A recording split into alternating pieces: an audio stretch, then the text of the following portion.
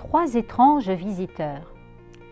La veille de Noël, alors que les habitants de Solomé s'apprêtent à se coucher, 3 étranges personnages entrent dans le village. Le premier vient du sud, très grand, avec la peau noire comme le charbon. Il ressemble aux hommes de Solomé, mais son costume coloré indique qu'il n'est pas d'ici.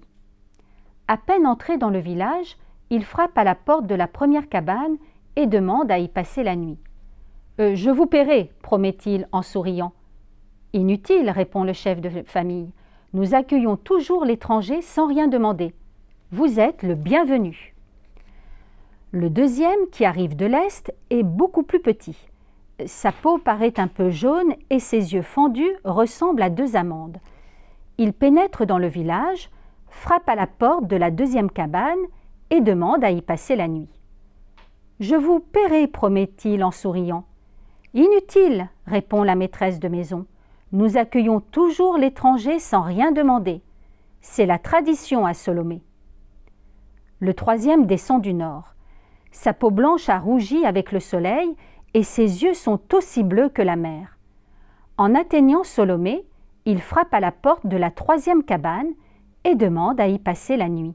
« Je vous paierai, promet-il en souriant. »« Inutile, répond l'enfant venu lui ouvrir. Nous accueillons toujours l'étranger sans rien demander. Entrez. » Peu après, le silence retombe sur le village. Mais tandis que les 3 inconnus dorment paisiblement, les habitants se tournent et se retournent dans leur lit. Qui sont ces hommes? D'où viennent-ils? Où vont-ils? Lorsque les villageois trouvent enfin le sommeil, il fait presque jour. Si bien qu'à leur réveil, les 3 inconnus ont déjà disparu. Seul un enfant les a vus repartir ensemble dans la même direction. « Ils m'ont donné cela, dit-il en tendant 3 petits paquets. Le premier sachet contient une pépite d'or.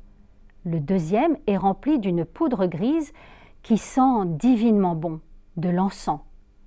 Et le troisième renferme un flacon d'huile odorante, la myrrhe. T'ont-ils dit quelque chose? Interrogent les adultes avec curiosité.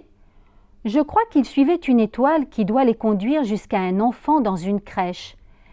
Mais ils m'ont juste dit « Tu donneras ces présents aux villageois de la part de Gaspard, Melchior et Balthazar. »